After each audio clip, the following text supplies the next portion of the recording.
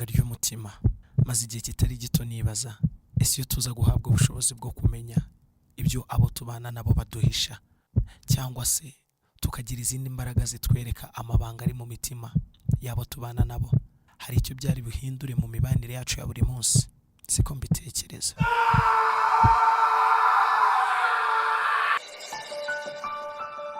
Umuntu wese agira ubwoba bwo kubaho bitewe n'ibanga ry'umutima agendana. Hari nabo ibanga babitse mu mitima yabo ryababereye igitsikamutima kibakomeza kinabaha n'icyizere cy'urumuri ahazaza.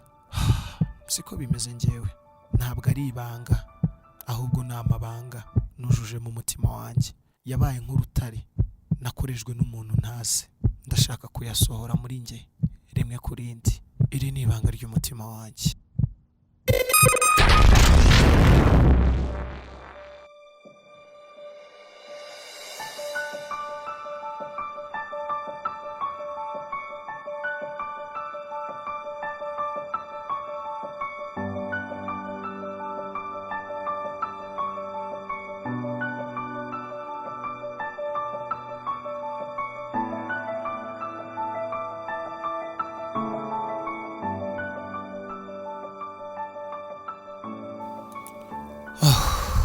Uyu ni umunsi mushyashya Imana impaye, ndayishimiye ndanayihimbaje ko nyiri muzima.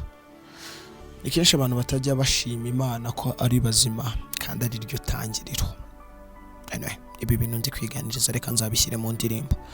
Abo duherukana murabyibuka ko ijoro ritambutse La Douce yansabye yuko tuvugana nikuyemo imyambaro ariko birananira.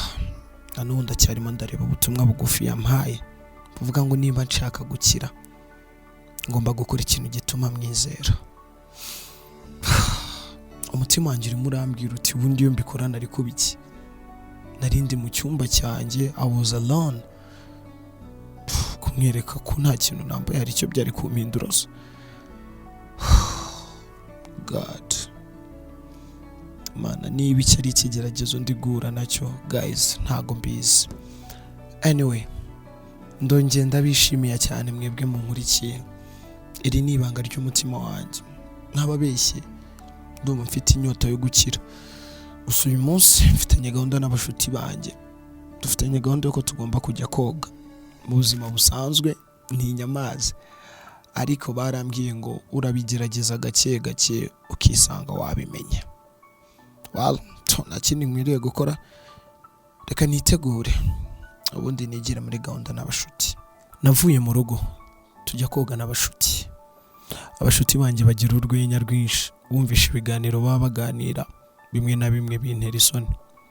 Mfite umushuti wanjye cyane tumaranye imyaka 6 turi inshuti, yitwa Daniel.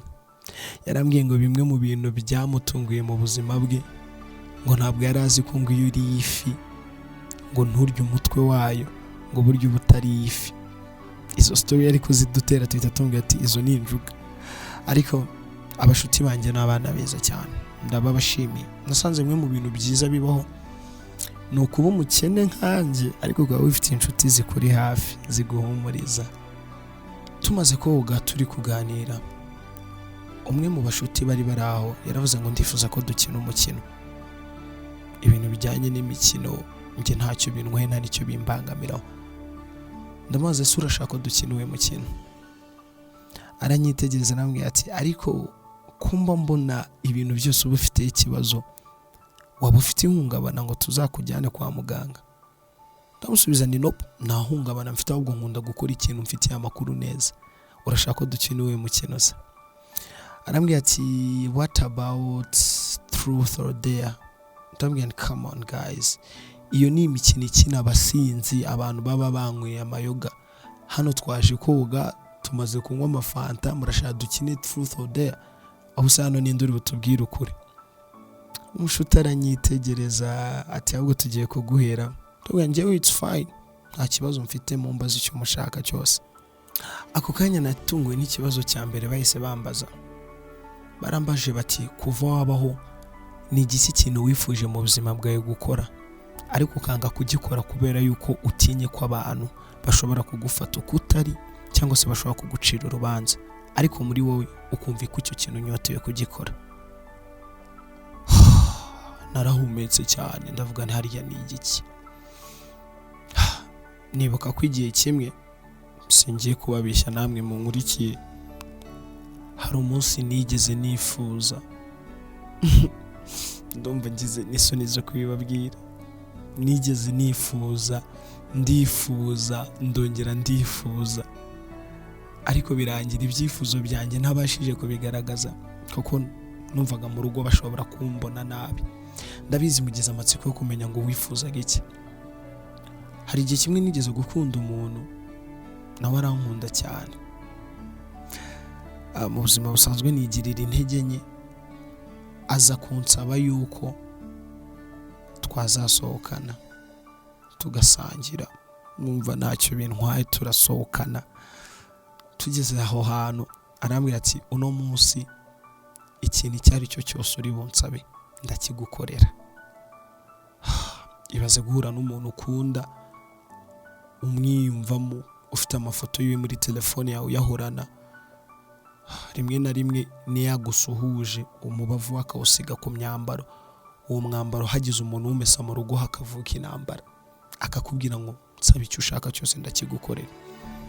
Ntababeshye, numvaga nifuza mu buzima bwanjye ko umuntu anyemereye namusoma ku kiganza, ariko ndebye ahantu twari twicaye hari abantu benshi baziranye no mu rugo. Ndavuga ni ibi bintu nimbikora raporo leta igera kwa mama bavuge ko umuhungu yatangiye kwigira ikirara. Ndamubwira nti nta kintu na kimwe nshaka, ibyo nashakaga kwari ugusangira, ariko muri njye umutima urambwira uti urambabaje, ni gute udakoze ikintu wari ufitiye inzozi. Icyo nicyo kintu nifuje. Maze kubabwira ikintu nifuje mu buzima, bose baraturitse baraseka. Barambwira ati ariko ushobora kuba wihagararaho, kandi uko kwihagararaho bizarangira wiremerewe wowe ubwawe wikubite hasi. Tukiri muri ibyo biganiro, urabizi mu gikundi cy'abantu b'inshuti ntihajya habura umuntu ufite akavuyo. Twebwe rero tugira uwo twita P agira akavuyo. Inshuti zanjye, P agira akavuyo ko ku rwego rwo hejuru. P yasavuga ati ibintu muri kuvuga biri kuboha, mureke mbibarize ikibazo. Uyu munsi uhuye na Sugar Mami akashaka kwihera amafaranga, akagusaba ko umukorera gahunda bikabibanga, umukoreye gahunda hari ikintu waba wishe? Akivuga ibyo bintu umutima wanjye wese ukubita cyane. Nibuka ko ijoro ritambutse nahuye n'umuntu wenda kumera gutyo witwa Ladus. Gusa nari mbizi neza ko ibya Ladus nta wundi muntu ubizi usibye njyewe, wenda na James wamuje nawe. Iyo ngingo nta kintu nigeze nyivugaho, maze abashuti banjye si ukwisanzura batanga ibitekerezo. Bamwe bati as long as naba ndi buryamane nawe nikingiye nta kibazo, namukorera gahunda akama amafaranga.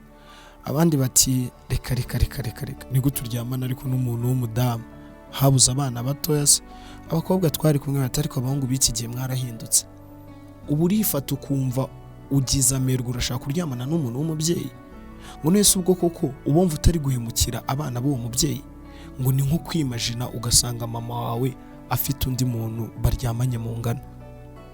Bahita barandeba bati nk'ubu nkaho ukuntu tukureba nka mama we tumusanze, ndawe mugese ubwino ntiburera mu bintu muvuga, mama wanjye agume hanze y'ibi biganiro. Ahubwo njye mba numva abashuga mami ari bo bantu ba mbere ku isi nanga, mba numva nashaka guhura nabo. Ibyo nabivugaga nyamara nzi ko mu mutima wanjye mfite umuntu ushobora kuba agiye kumara iminsi arimo aranjyana muri iyo nzira, nubwo nari ntarabimenya neza, ariko inyuma nagaragaza yuko ndi umuntu wa mbere wanga ubwo bwoko bw'abantu, abantu b'ababyeyi bashaka gufatirana abasore ngo kuko bakennye ngo hanyuma babaryamane nabo ngo babahe amafaranga. Abo njye ntago mbemera. Ibyo bintu twabigiyeho impaka, tubijyaho impaka, uruhande rumwe rwemeza ko ntacyo bitwaye. Simbizi wowe unkurikiye uko ubyumva, ariko njyewe nakubeshye mba numva ntaryamana n'umuntu w'umubyeyi, biteye amasoni. Ibiganiro byacu byararangiye, biba ngombwa yuko dutaha.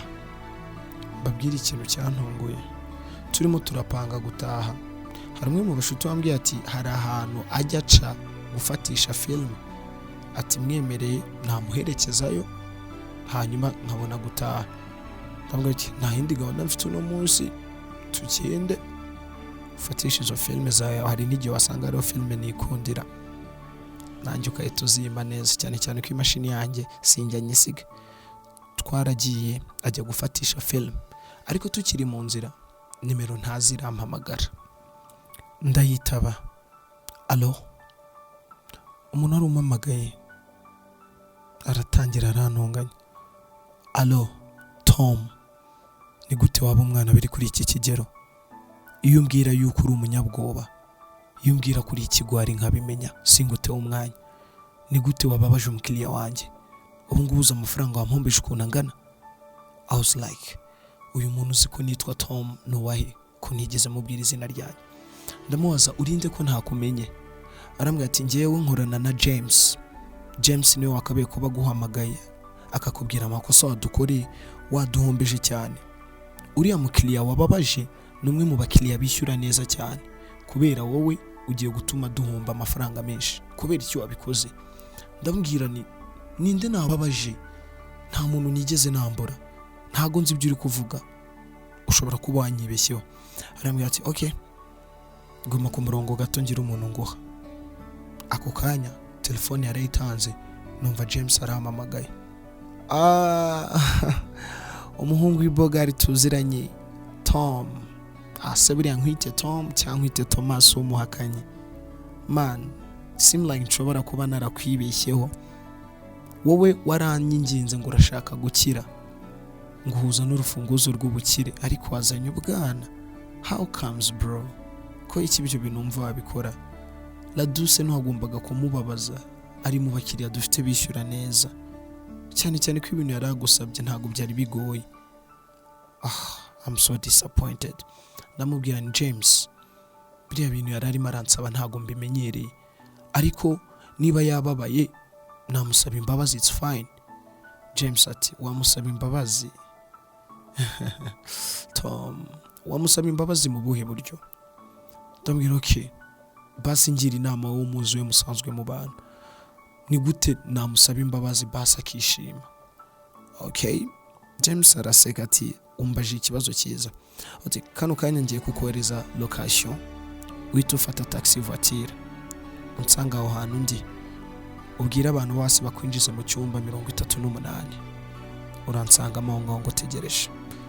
Ndabwira ni okay, nta kibazo, ndaje kano kanya.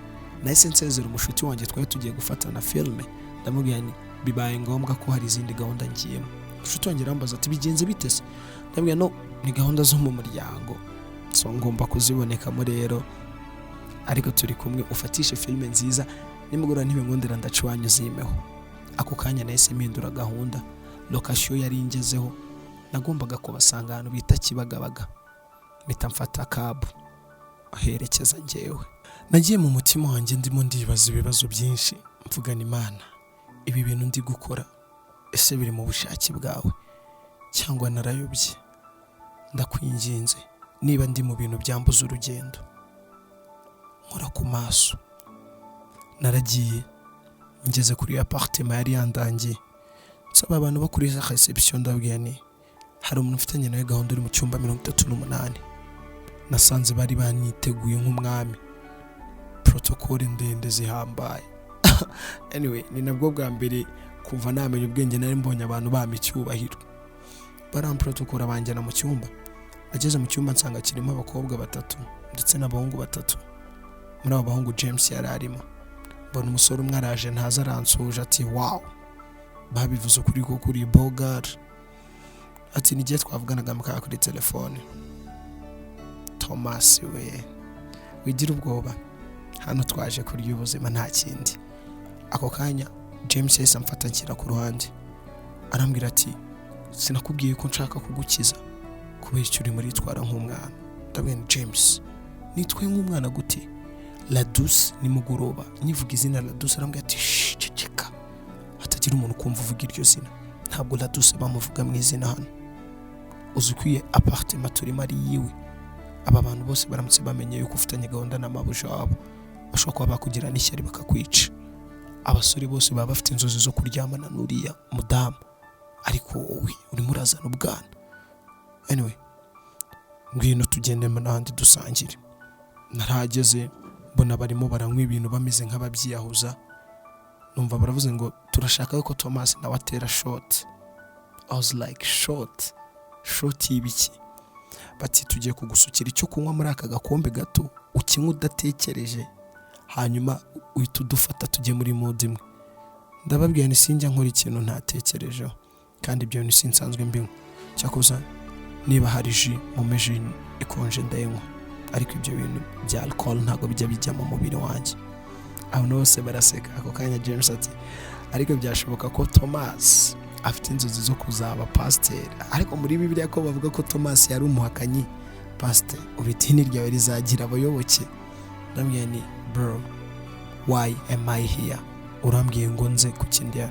Arandiye bati come on relax, mu kanya gato ngo ufite surprise. Okay, njya kuri telefone ntangira gucata na mama akazajya ambaza ati si uri hehe ko watinze, uracyari kuri piscine n'abashuti bawe? Ndabwiye ya man niho tukiri dufite ibintu byinshi turi kuganira. Twakomeje ngo mamaze nk'amasaha 2, mbona James yitabye telefone arasohoka. Hashize umwanya mbona n'abandi bantu bari muri icyo cyumba barasohotse, haza abantu bakora amasuku bahindura amashuka, icyumba baragishyira ku murongo. Ndibaza n'ibiki bibaye. Nkiri kwitekerezaho nagiye kubona mbona Ladus arinjiye. Umutima wanjye uratera, habuze gato nari ngiye kuvuza induru, ariko ndavuga ni no, ntabwo naba ndi ikigwari biri kuri uru rwego. Hari igihe wisanga muri situation ukagira ibintu byinshi muri wowe, ukagira amajwi menshi, ariko njye ijwi ryarambwiraga riti garagaza kuri umugabo. Ndatuza.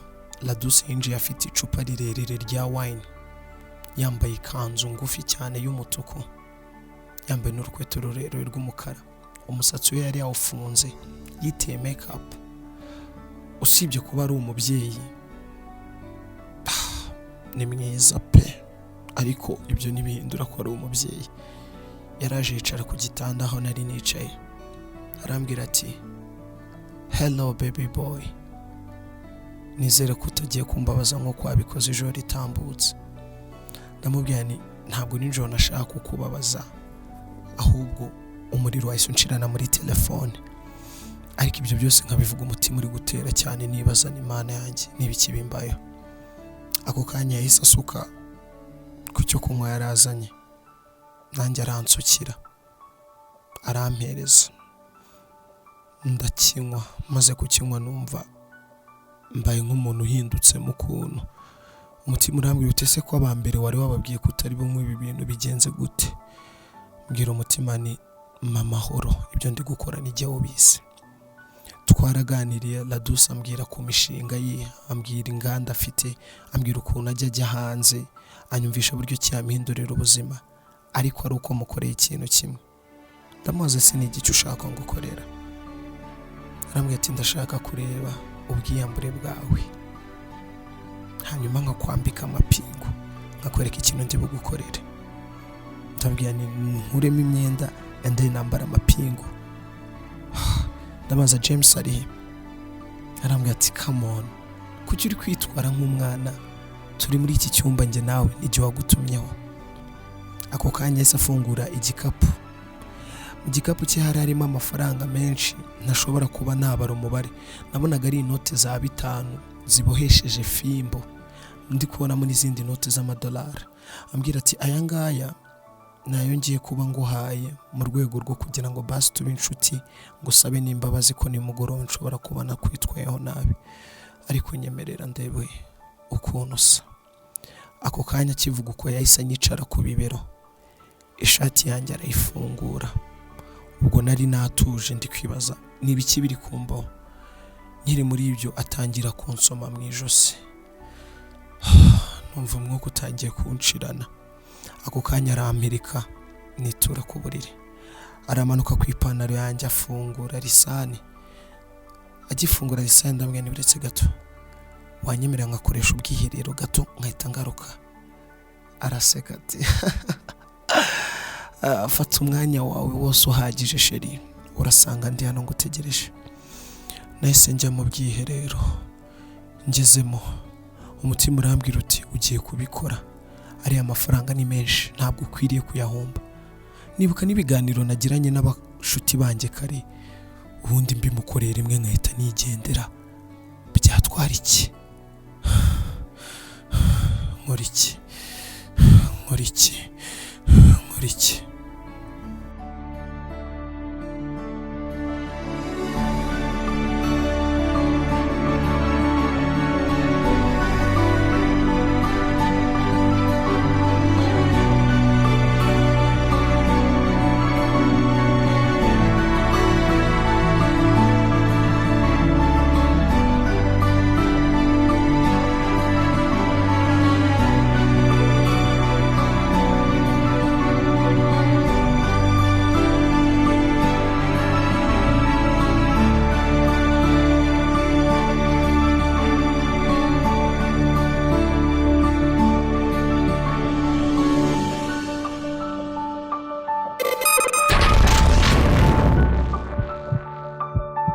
Ibanga ry'umutima. Maze igihe kitari gito nibaza, ese iyo tuza guhabwa ubushobozi bwo kumenya ibyo abo tubana nabo baduhisha, cyangwa se tukagira izindi mbaraga zitwereka amabanga ari mu mitima y'abo tubana nabo, hari icyo byari buhindure mu mibanire yacu ya buri munsi? Siko mbitekereza.